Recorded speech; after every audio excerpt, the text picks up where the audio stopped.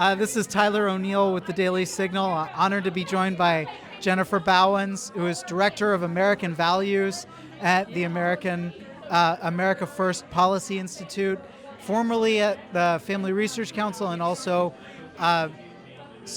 remind me the exact term. It's okay. So you can just say I'm a therapist, a researcher, educator. Yes. Yeah. So you spoke very movingly here at the panel about, the issues of gender ideology, gender identity, this idea that people can be born in the wrong body, and fighting as in the therapy space for the right to actually treat people who struggle with gender dysphoria with, guiding them away from this medical transition. Can you talk about how therapy is right now, if we're seeing, because from my vantage point, I think there's this almost stranglehold of the ideology that it's almost impossible if you're a therapist to try to even offer these services. I mean, I know the Supreme Court is dealing with this, but... Yes, and thankfully the Supreme Court is dealing with this, and we have a good administration who's helping us fight this, and we have a grand opportunity before us to make major policy changes, make changes in rulemaking, et cetera, et cetera. But you're so right that many therapists think of this as a civil rights issue. And, the sad thing, Tyler, is that I think it's indicative of the lack of hope that therapists have. Because if you really have hope that your method could change, you'd keep it in the clinical space. But the fact that there isn't a lot of hope for seeing these people change who are struggling with this distress it's like we have to outsource it to other ways of handling it. I know it's a different way to think about it, but I was trained to think that if I don't have hope for a client, that's time for a referral.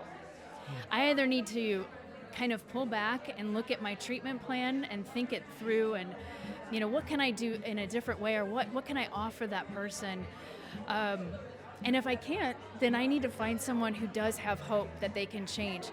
And the goals of therapy should be, first and foremost, let's reduce the distress that people are feeling over their bodies.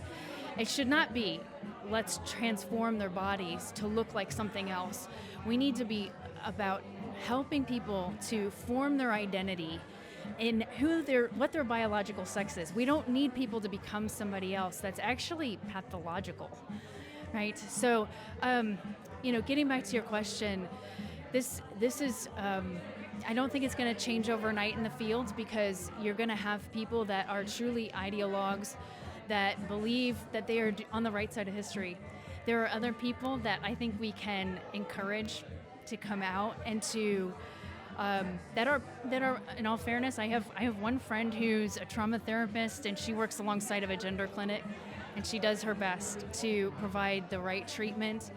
And thank God for people like that are in the system, that are helping people not go down that path.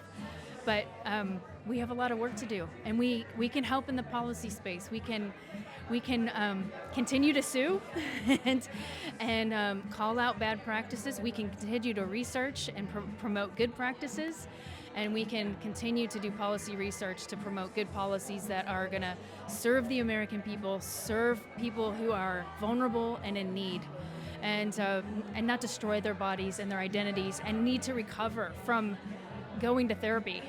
We do need to make therapy great again. Yeah, I love that phrase. One of the forces, I think, that's one of the most nefarious against making therapy great again, against your former employer, is the Southern Poverty Law Center.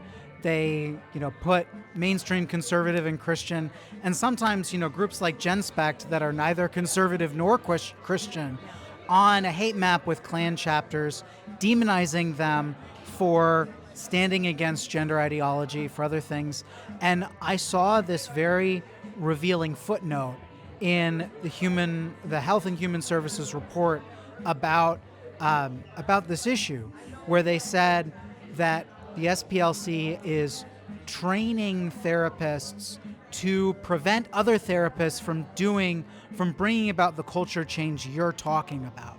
And I wanted to know if you had heard anything about that, or if you could speak to that at all. Yeah, I can't speak directly to that, but I can tell you a little bit about the profession. In that, when I went for tenure track positions, one of the things that I was told was that we want you to take your students out and do protests.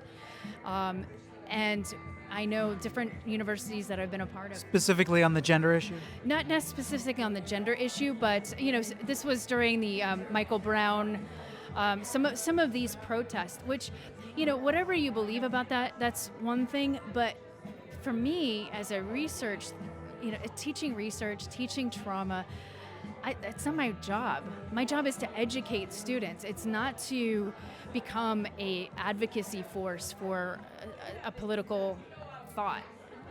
That's just not my role in that department. And so, and you can see this play out. Many of my former colleagues, they are all about advocacy and action. So it's become like a small sort of think tank, if you will, for some of the democratic policies that are being pushed. And there are some really great people, Tyler. I mean, there are some really great-hearted, wonderful clinicians, and people have been helped by some of them.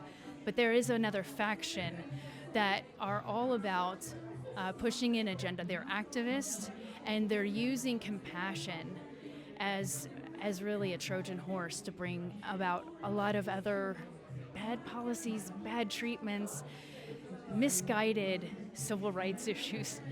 And when you look at federal election data, I've said this before, but you look at some of the federal election data and you see 100% of research psychologists gave to a liberal candidate, and it's like 85 to 96% of like some of the main mental health providers gave to a liberal candidate. So that gives you an idea of the research that's coming out of the field, what the worldview is that drives it, and also the practice and the training. These are the folks who are raising up the next generation of clinicians, and so that's why I say this is a profession that needs to be reformed, and it needs to be dealt with, and so that people can actually get help in their time of crisis and not be led astray. Well, because we saw this phenomenon in 2020, the great peak woke, some people call it, where you had people saying, oh, America is systematically racist. I need to take whatever influence I have in my work, in my life, and use it to change the society. And it sounds like you're telling me that mentality had already been in the therapy space and in medicine before that. Absolutely. And I think in particular, I would say social work and some of the other mental health professions are very much policy advocacy oriented, and there are tracks in our programs that are for policy, for advocating for policies that are directly in line with the Democratic Party. So I think that's one thing that a lot of conservatives and people who are fair-minded on the gender issue, that they don't realize that we have to actually peel back some of the bills that are funding that promotes mental health and see like who's providing this, right? And well, I think of the Trevor Project's suicide hotline that gets promoted by the government and it's just like it's everywhere.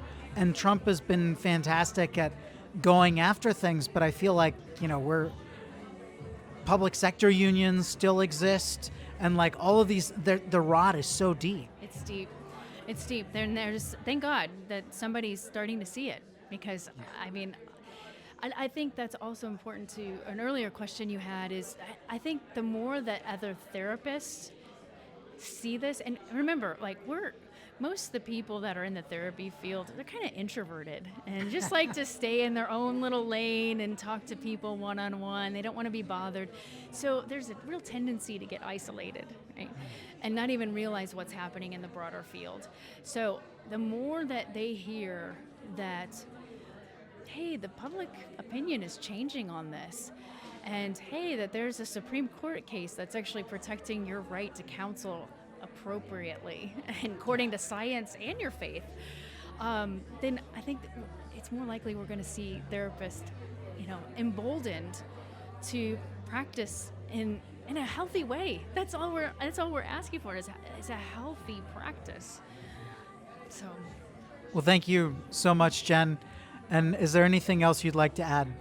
no, just thank you. I'm so grateful for everyone in this fight, and you have been at the forefront of this for a long time, and just appreciate your voice and raising these issues, because we need more reporters doing this job. It's not always pretty, but it's necessary. So thank you. Thank you.